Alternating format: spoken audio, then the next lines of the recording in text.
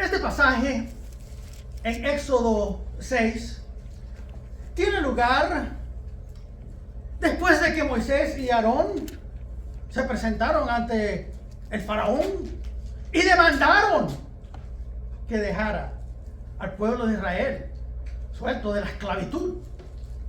Por supuesto, faraón no le pareció una buena idea. Y él entonces le apretó la cosa a los israelitas y le dijo: oh sí, ahora van a trabajar más. Por lo mismo, mucho más trabajo. Y entonces los israelitas murmuraron, le dijeron: Moisés, ¿qué has hecho tú? ¿Qué pasa aquí ahora? Entonces Moisés fue al Señor. Y el Señor le responde a Moisés en el versículo 1 de el capítulo 6. Respondió el Señor a Moisés: ahora verás lo que haré a Faraón, porque por la fuerza los dejará ir y por la fuerza los echará de su tierra.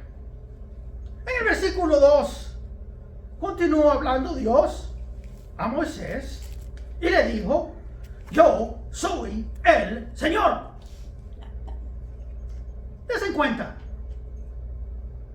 subraye esto: la palabra Señor está en letras mayúsculas.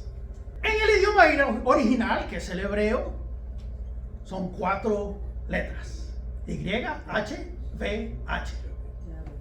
Le ponemos vocales y tal vez lo llamamos Jehová o lo llamamos Yahvé. Este es el nombre de Dios, que era tan santo, que los judíos no se permitían ni siquiera pronunciarlo. Es más, los judíos de hoy en día no usan este nombre porque es un nombre santísimo para ellos. Ni siquiera pronunciarlo pueden. Es el nombre que realmente no puede ser pronunciado porque son 4 consonantes, sin vocales. El nombre por el cual Dios se reveló a los judíos. En el versículo 3, el pasaje dice: y me aparecí a Abraham, a Isaac y a Jacob como Dios Todopoderoso, mas por mi nombre Jehová no me di a conocer a ellos. Ahora, si usted estudia el libro de Génesis con su traducción antigua o con una traducción más moderna, en la antigua encontrará que el nombre Jehová aparece por todo el libro de Génesis. Señor con mayúsculas es el equivalente a Jehová y también aparece por todo el libro de Génesis. Así que, ¿qué tenemos aquí? ¿Qué tenemos aquí? Tenemos un tipo de contradicción. ¿Por qué es que dice Dios que nunca se les apareció a ellos como Jehová? Sin embargo, el nombre aparece a los patriarcas. El nombre Jehová se les aparece. Ellos lo ven. Dios dice: no me conocieron. No me conocieron a mí como Jehová. Usted verá, en el mundo antiguo, los nombres tenían un significado. Por general, decían algo de la persona, de su carácter. Es más, ustedes se recordarán de nombres como Abraham fue cambiado a Abraham. Abraham. Jacob se convirtió en Israel, un nombre más apropiado a el llamamiento que tenía Dios sobre él. Luego vemos el nombre de Pedro mismo, era Simón. Pedro, una roca firme, inmovible. Los nombres tenían significado y hablaban algo de la persona. Ahora, con este entendimiento, este concepto en mente, en la Biblia Dios se revela en una serie de nombres. Revela su carácter, revela su naturaleza por medio de nombres. Por ejemplo, cuando Dios se presenta como creador en Génesis 1, es Elohim. Elohim es el Dios todopoderoso, trascendente, el Dios creador. Ese nombre enfatiza eso, enfatiza el poder, la grandeza de Dios. Él es Elohim. Muchas veces se presenta como Adonai.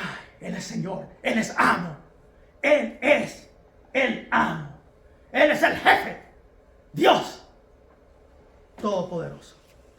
Pero aquí se presenta como Jehová. Dice él a los patriarcas, estos es a Jacob, a Isaac, a Abraham, a estos, yo me les presenté como El Shaddai, Dios todopoderoso. Para ellos yo era El Shaddai, pero no me conocían como Jehová. ¿Qué está diciendo Dios? Él está diciendo simplemente no era que conocían el nombre, pero que no conocían la revelación. La revelación, lo que este nombre significaba. Lo que este nombre íntimamente significaba no había sido revelado. El nombre Jehová, la naturaleza, el carácter que era respaldado por este nombre todavía no había sido conocido. Pero ahora Jehová iba a manifestar este nombre. Ahora Jehová les iba a dar a conocer cuál era el significado real de este nombre. Jehová, Señor. Y este pasaje nos dice exactamente cuál es la revelación de este nombre. En el versículo 4 dice: también establecí mi pacto con ellos de darles la tierra de Canaán, la tierra donde peregrinaron. Ellos necesitaban conocerlo como El Shaddai, como el Dios Todopoderoso, cuyas promesas son firmes. La palabra Shaddai viene de una palabra semítica que significa una montaña. Así que Dios es inmovible, todopoderoso. Cuando usted ve una montaña y está al pie de una montaña grandísima, enorme, usted está simplemente atónito del pasaje, atónito de lo grande, de lo maravilloso que es. Dios es inmovible y Dios necesitaba revelarse a ellos como un Dios que iba a cumplir lo prometido. Pero no lo conocían como Jehová. Estableció su pacto bajo ese nombre. Versículo 5 dice: y además he oído el gemido de los hijos de Israel, porque los egipcios los tienen esclavizados, y me he acordado de mi pacto. El Shaddai se ha acordado de su pacto. Por tanto, di a los hijos de Israel: yo soy el Jehová, Yahvé, y os sacaré de debajo de las cargas de los egipcios, y os libraré de su esclavitud, y os redimiré con brazo extendido y con juicios grandes. Este es el significado de Jehová. Es un Dios salvador. Es un Dios que redime. Es un Dios que te saca de la esclavitud. Versículo 7: y os tomaré por pueblo mío, y seré vuestro Dios, y sabréis que yo soy Jehová. Anteriormente esto no había sido visto. Anteriormente en la historia esto no había tomado lugar. Ahora tenemos un nuevo episodio en la historia de la humanidad. Dios interviene milagrosamente para rescatar para sí mismo un pueblo y hacerlo, convertirlo su pueblo, su gente, sus escogidos. Él es Jehová, un Dios íntimo. Sabréis que yo soy Jehová vuestro Dios, que os sacó debajo de las cargas de los egipcios. En este nombre encontramos de que Dios es Salvador y que tiene un pueblo, el cual le pertenece a Él. Y como tal, este pueblo le debe su lealtad. Él los ha hecho su pueblo. La moralidad del pueblo israelita estaba basada en el hecho de que Dios había hecho la obra. Era responsiva a la obra de Jehová. Estaba ligada a este nombre. Eso lo podemos ver, por ejemplo, cuando Dios revela sus 10 mandamientos en este mismo libro de Éxodo, en el capítulo 20. Observe esto. Muchas veces nosotros fallamos los detalles. Y los detalles son muy importantes porque nos dan un mensaje relevante, impactante. En Éxodo 20, cuando Dios revela sus 10 mandamientos a Moisés, versículo 1, habló Dios todas estas palabras diciendo: yo soy Jehová, el Señor. Ahí están las 4 letras. Yo soy Jehová, tu Dios. Y nos recuerda inmediatamente que te saqué de la tierra de Egipto, de la casa de servidumbre. Ese nombre está ligado directamente con el hecho de que Dios los liberó de la esclavitud. Yo os saqué de la tierra de Egipto. Y luego comienza a establecer mandamientos basados en ese nombre y basado en su obra. Los mandamientos eran responsivos, era una respuesta a lo que Dios había hecho. No hurtarás, no matarás, no cometerás adulterio, no darás falso testimonio. Todos estos mandamientos están basados en el hecho de que yo soy Jehová que te saqué de la tierra de Egipto. En el versículo 3 les dice: no tendrás otros dioses delante de mí. ¿Por qué? Porque yo soy Jehová, el que te sacó de la tierra de Egipto y te constituí a ser mi gente, mi pueblo. En el versículo 5 dice: no los adorarás ni los servirás, porque yo, tu Dios, soy un Dios celoso. Jehová te ha hecho su pueblo, Dios te ha hecho su pueblo escogido, y por tanto Él no va a compartirte con nadie. Él es un Dios celoso, tú le perteneces a Él. El mismo libro de Éxodo nos dice: pues no adorarás a ningún otro Dios, ya que a Jehová, cuyo nombre es celoso, es Dios celoso. Usted verá, Dios lo salvó. Dios le dio un nombre. Iban a ser conocidos como el pueblo de Jehová, el pueblo de Dios Todopoderoso, el Salvador, el que lo rescató, el que hizo milagros imprecedentes, milagros nunca vistos en la historia del mundo, ni hasta entonces. Era un Dios todopoderoso, un Dios íntimo, un Dios que quería tener una relación con un pueblo. Por tanto los escogió y los hizo suyo. Pertenecen a Él. Y dice: yo soy un Dios celoso. No podrás tener otros dioses.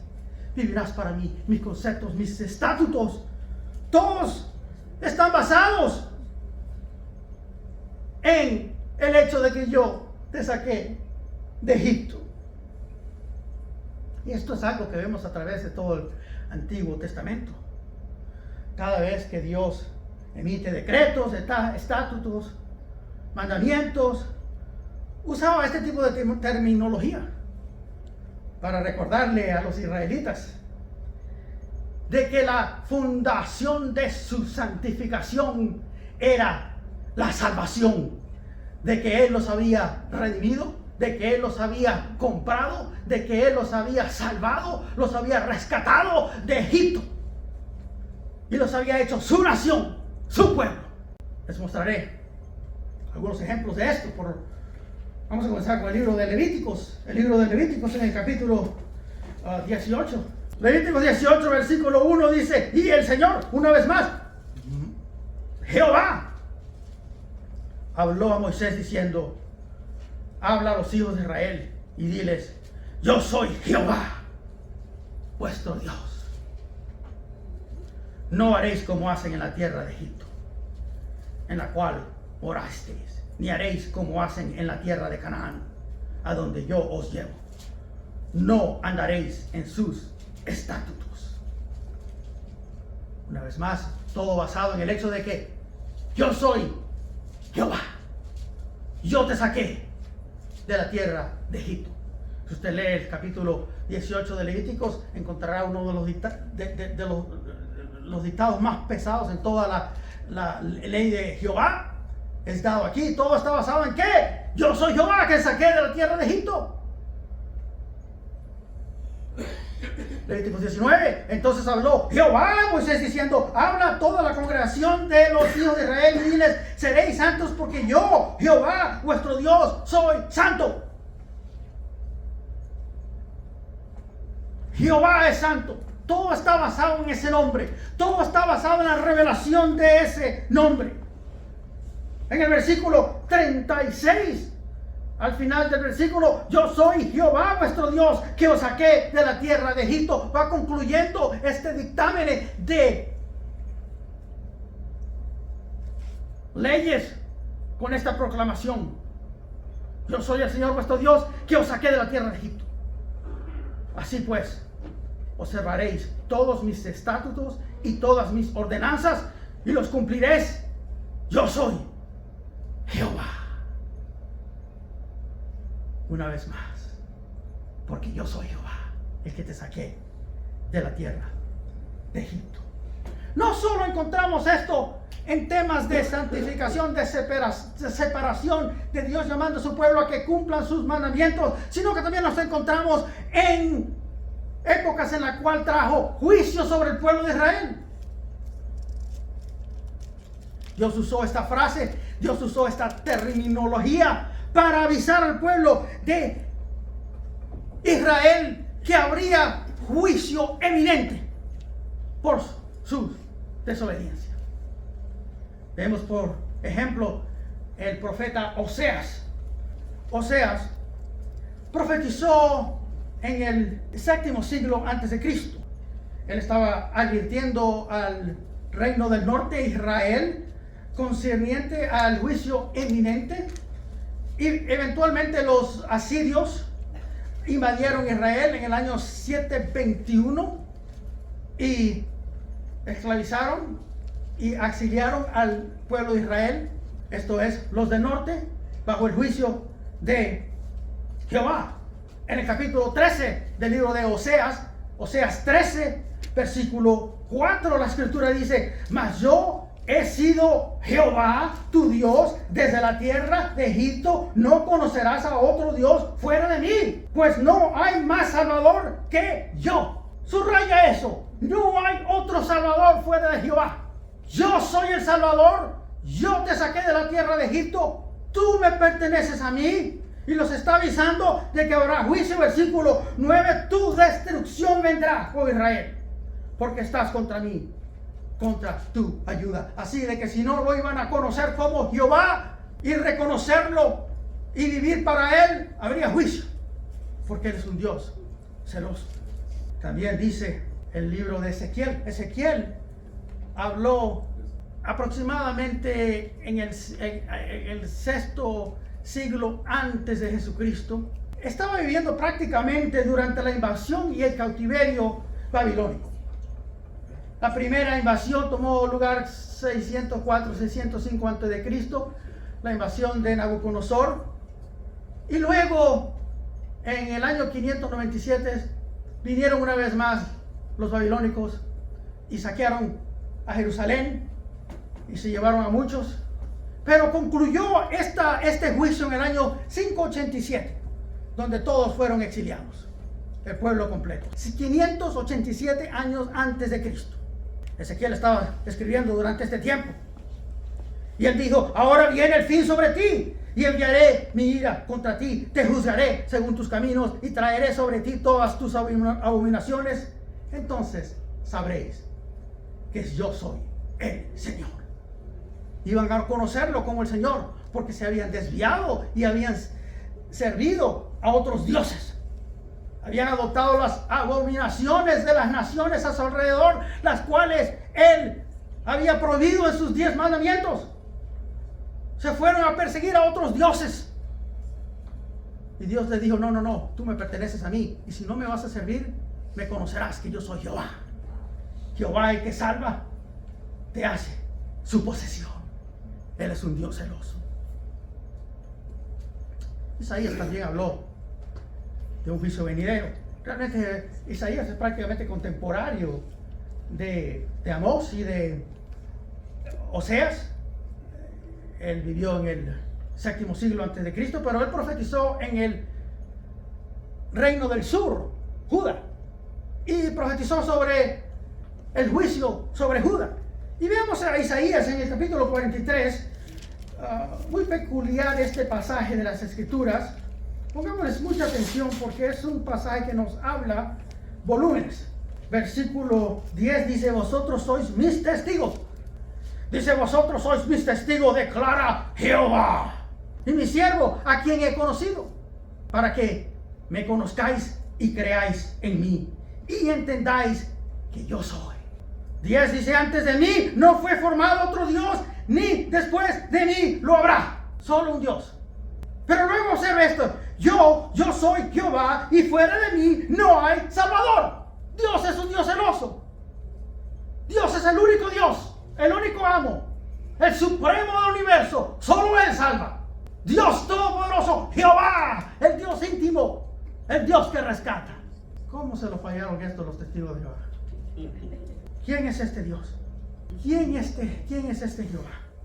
Usted verá en la salvación del Antiguo Testamento, vemos de que este Jehová salva, rescata, redime, saca de la esclavitud y se proclama como el único Dios, el único Redentor, el único Salvador. Es más, el pasaje en Isaías también nos dice en el versículo 14, así dice el Señor vuestro Redentor, el Santo de Israel, el Redentor. En el versículo 25, yo soy el que borró tus transgresiones por amor a mí mismo, y no recordaré tus pecados. O Jesús es Jehová, o Jesús es un impostor. No nos podemos escapar de esto. Punto y aparte. Veamos el libro de Mateo. En el capítulo 1. Vean que hay un paralelismo, una semejanza increíble entre el Antiguo Testamento y el Nuevo Testamento. Porque déjenme decirle, Dios es el mismo ayer, hoy y para siempre. Y Dios salva de la misma manera. De la misma manera. Creo que hay un tipo de teología que ha dañado mucho a la creencia cristiana de hoy en día. Esta enseñanza de la salvación siendo la misma, la salvación por fe desde el principio que nos declara el libro de Romanos amplia y claramente, ha sido un poco turbada por la teología de dispensación. Muchos de estos enseñaban de que el Antiguo Testamento, la gente del Antiguo Testamento llegaba a la salvación por cumplir la ley. Pero Dios siempre salva de la misma manera. Él es el Salvador. Él hace la obra. Libro de Mateo, en el capítulo 1, en el versículo 21, la Escritura nos dice, y dará luz a un hijo, y le pondrá por nombre Jesús, porque él salvará a su pueblo de sus pecados. El nombre Jesús literalmente quiere decir Jehová salva. Proviene del nombre Yeshua, el cual es una forma contractada del nombre Yahshua. Es el nombre Josué en el Antiguo Testamento. Dios, Jehová, el Salvador. Ahora tenemos un Salvador aquí, a Jesús, que salvará a su pueblo de sus pecados. Pero Jehová dijo, sin ninguna confusión y claramente, no hay otro Salvador. Y lo vemos en el contexto de la historia de Israel, la obra que hizo Jehová. Cómo se reveló en ese nombre. Y cómo se hizo un Dios íntimo, un Dios celoso. El paralelismo ahora funciona en el Nuevo Testamento. El Antiguo Testamento simplemente es una sombra de lo venidero. En el Nuevo Testamento vemos la luz más amplia, más grande.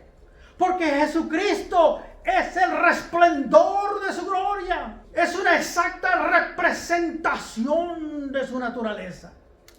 Dios habló a los padres, dice la Escritura, por medio de los profetas en los tiempos antiguos, de diferentes maneras, diferentes formas, pero ahora, punto exclamativo, ahora nos ha hablado por su Hijo Jesucristo. Él es el brillo de la gloria de Dios, es una representación exacta del carácter de Dios. En el Nuevo Testamento la luz se amplifica. En el Nuevo Testamento vemos las promesas de Dios engrandecidas, iluminadas. Mucho más grande, mucho más impactante, mucho más relevante. El Nuevo Testamento continuamente afirma, Jesucristo es el Salvador. Juan 1:29, Juan el Bautista dijo, he aquí el Cordero de Dios que quita el pecado del mundo. En Juan 3:16, porque de tal manera amó Dios al mundo que dio a su Hijo unigénito para que todo aquel que en Él cree no se pierda, mas tenga vida eterna. Versículo 17 dice, porque Dios no envió a su Hijo al mundo para juzgar al mundo, sino para que el mundo sea salvo por Él. Dios trae salvación en ese nombre. En el capítulo 4 vemos a la mujer samaritana que va y le cuenta lo que Jesús hizo por ella y lo que Jesús reveló en ella a muchos, y ellos vienen y escuchan a Jesús, y esto responde y dice: y ahora sí que lo hemos oído nosotros mismos, ya lo hemos oído nosotros, ahora sí sabemos que este en verdad es el Salvador del mundo. En primera de Juan capítulo 4 versículo 14, el pasaje nos dice: y nosotros hemos visto y damos testimonio de que el Padre envió al Hijo para ser el Salvador del mundo. Y el libro de Tito, les leo este pasaje, dice el pasaje: porque la gracia de Dios se ha manifestado. Oh, el libro de Juan dice, y vimos su gloria, contemplamos su gloria, como el Hijo unigénito de Dios, lleno de gracia, lleno de verdad. La gloria de Dios en un hombre. La gracia de Dios se ha manifestado, trayendo salvación a todos los hombres, enseñándonos que negando la impiedad y los deseos mundanos, vivamos en este mundo sobria, justa y piadosamente. Es una santificación atada a la justificación. Es una santificación motivada por la justificación. Es una santificación nacida en la obra magistral de Dios por nosotros. ¿Ven el paralelismo con el Antiguo Testamento? La Biblia es magnífica, queridos amados. Es magnífica, es grandiosa. Cómo Dios orquestó esto por miles de años. ¡Pum! Y lo trajo todo junto. Y lo reveló. Y nos los da a nosotros. Aguardando la esperanza bienaventurada y la manifestación de la gloria de nuestro gran Dios y Salvador, Cristo Jesús, quien se dio a sí mismo por nosotros para redimirnos de toda iniquidad y purificar para sí un pueblo para posesión suya, celoso de buenas obras. Ahí está la obra de Dios. La gracia de Dios ha sido manifestada para que nosotros viviésemos piadosamente, justamente, sobriamente, dejando toda la impureza. Pero usted verá, todo eso está motivado por la gran obra de Dios. Es por lo que Él ha hecho por nosotros. Eso fue lo que Dios estableció en el Antiguo Testamento. Y es lo que Él estableció y amplificó en el Nuevo Testamento. Nosotros respondemos a Él. Nosotros lo amamos a Él porque Él nos amó primero. Cuando cagamos los mandamientos, los estatutos de Dios, esto no son una carga. No son una carga. Es más, la Escritura nos dice que sus mandamientos no son gravosos. No son una carga. No son pesados. Usted verá, cuando usted responde a la obra de Dios, usted lo hace con gozo. Usted lo hace con la paz de Dios. Usted lo hace con el perdón de Dios en vuestros corazones. El amor de Dios fluye de vosotros. Hemos estudiado anteriormente del amor de Dios. El gran mandamiento es amar a Dios con todo tu corazón. Y el segundo es como el primero. Ama a tu prójimo como a ti mismo, porque el segundo fluye del primero. Cuando tú estás enamorado de Dios, cuando tú estás motivado por Dios, cuando tú estás rebosante de Dios, el amor fluye. Y entonces ese amor puedes compartirlo. Y el amor no le hace daño a su vecino, a su prójimo. Así que el que ama ha cumplido la ley, dice el apóstol Pablo. Todo fluye del amor. Y el amor de Dios nos constriñe. El amor de Dios nos constriñe. Realmente la palabra dice que nos mantiene juntos, nos hace uno. Ese amor es lo que nos mantiene sanos. Nos da una perspectiva sana de toda la vida. Este mundo es loco. Es un mundo turbio. Es un mundo obsceno, peligroso, contaminado, pecaminoso. Que nos da la sanidad y nos da realmente un sentimiento entero, completo en nosotros, el amor de Dios, que ha sido demostrado en la cruz. Jesucristo es el Salvador, es Jehová. Usted sabe que la Septuaginta, que es la traducción del del Antiguo Testamento al Nuevo Testamento, porque los judíos estuvieron bajo el dominio del reino griego por muchos años. Comenzó con la invasión de Alejandro Magno o Alejandro el Grande en el IV siglo antes de Cristo. Luego vinieron sus 4 generales que dominaron esa sección del mundo y por tanto helenizaron a todos los judíos, quiere decir que los convirtieron culturalmente en griegos. Muchos hablaban griego, muchos solo podían hablar griego, y hubo un esfuerzo grandísimo para quitarle los judíos a los judíos. Muchos sobrevivieron en otros lugares, continuaron hablando el idioma judío, pero muchos hablaban solo griego cuando vino Jesucristo, y por tanto, como 200 años antes de Jesucristo, hubo una traducción de las escrituras hebreas al griego. Y esta traducción es usada por muchos de los escritores del Nuevo Testamento, la Septuaginta. Y en esta traducción, por supuesto, no se atrevían a poner el nombre Jehová ahí. Por cierto, este es la misma regla que en muchas de las traducciones modernas, no solo modernas, las traducciones en inglés, punto y aparte. Las traducciones en inglés, ninguna se atreve a usar el nombre Jehová, porque también tiene ese concepto de la santidad de ese nombre. Pero la traducción en el griego usaron la palabra kurios. Kurios es Señor. Señor, y por eso nosotros seguimos la misma enseñanza, la misma línea que usó la Septuaginta. Usamos el nombre Señor. Y es más, si usamos el texto masorético, que es el texto que usan casi todas las traducciones para traducir las escrituras del hebreo a cualquier idioma, español, inglés, sea que sea, ese que fue traducido aproximadamente en el año 700 al año 900, y es el texto hebreo autoritativo. Ellos también usaron la palabra Adonai abajo, para que nadie se atreviera a pronunciar ese nombre. Pero el griego usa kurios, también usando Adonai es Señor, kurios es Señor. Ahora, ¿se acuerdan cuando Tomás dudaba de la resurrección de Jesucristo? Y Jesús vino y le dijo: aquí estoy, mira, tócame, toca las heridas. ¿Y qué dijo él? ¿Qué dijo él? Mi Señor y mi Dios. Ha, kurios mo, Dios mío, el Dios mío, el Señor mío, literalmente el Señor de mí. Eres tú. Él es el kurios, mi Jehová, mi Jehová. Es el mismo Jehová, es el mismo Dios. Y el mismo Dios salva de la misma manera, porque Él es el mismo. Lo prometido, hecho. Vamos al libro de Efesios. ¿Cómo salva este Dios? Efesios capítulo 2, versículo 1.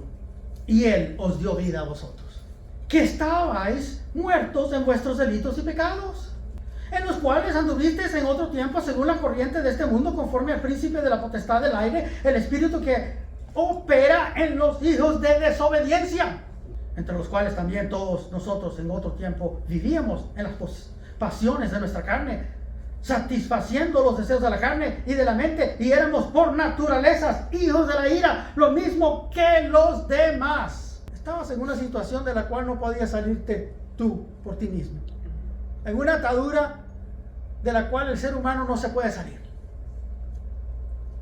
Estabas bajo un poder, vivías bajo la corriente de este mundo, vivías con la corriente, ibas como un pescadito con la corriente, con los demás. Tú estabas en tu propio camino, por naturaleza eras un hijo de la ira. Vivías bajo un poder, el príncipe de la potestad del aire. ¿Cómo vas a salir de ahí? Bueno, porque dentro de mí yo era bueno. Bueno, porque yo dentro de mí realmente tenía buenos sentimientos. Bueno, porque yo dentro de mí realmente siempre me gustaron las cosas de Dios. Me acuerdo muchos años atrás, un tipo que acababa de venir a Cristo me dijo eso. Me dijo: bueno, yo creo que Dios me salvó porque yo siempre tenía corazón para Dios. siempre tenía corazón para servirle a Dios y para vivir y siempre he sido persona más o menos buena y correcta. Yo le dije, oh, se te nota que eres nuevo. Se te nota que eres nuevo. Unos cuantos meses después le dieron una oportunidad de dar testimonio y comenzó a hablar de horrores en los cuales estaba involucrado anteriormente, pornografía, todo tipo de cosas. Y yo digo, ay Dios mío, este era el bueno, que quería y llamaba a Dios, ¿ah? ¿Qué toma para sacarte de ese estado? Versículo 4, una de las palabras más grandes en toda la Biblia. Pero Dios tomó la obra de Dios, así como Dios se dispuso a sacar a su pueblo de Egipto y hacerlo su pueblo. Dios te ha perseguido a ti, te ha buscado a ti, por su Espíritu Santo te ha traído la convicción y te ha traído a su reino. Ahora le pertenecemos a Él.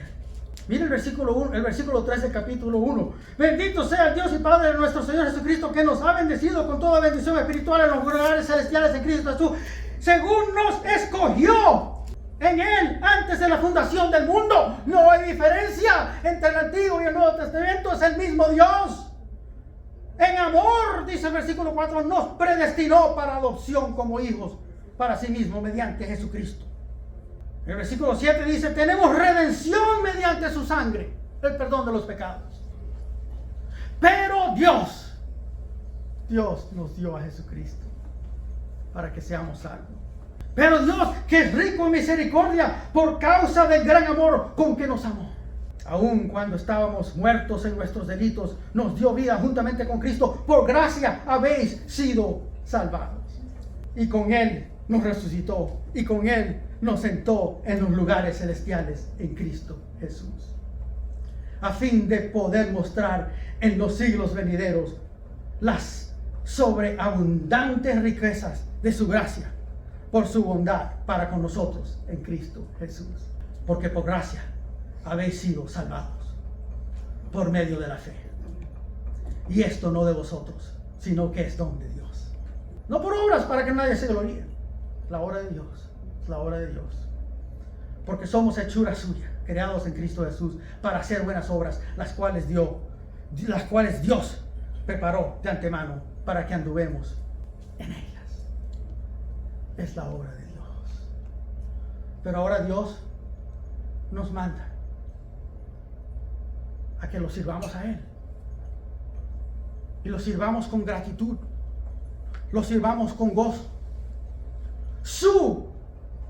Sus mandamientos no son gravosos. Jesucristo dijo, venid a mí, todos los que estáis cansados y cargados, y yo os haré descansar. Tomad mi yugo sobre vosotros y aprended de mí, que yo soy manso y humilde de corazón, y hallaréis descanso para vuestras almas. Porque mi yugo es fácil y mi carga ligera. La carga de Dios, la carga de Jesús es ligera, nosotros la asumimos. Sus mandamientos son para orientarnos, son para nuestro beneficio, son para que nosotros vivamos una vida correcta, placentera ante Él, y esta vida nos traerá grandes beneficios. Nosotros lo servimos a Él de corazón, motivados por su gran obra. Nosotros lo servimos a Él porque Él nos ha amado. Esa es la certificación cristiana. Y por eso es que nosotros nos deshacemos de todo aquello que es maligno, de todo el pecado que nos asedia, y lo seguimos y lo servimos a Él, nuestro Dios. Oremos. Padre Celestial, gracias te damos en este día por tu gran salvación.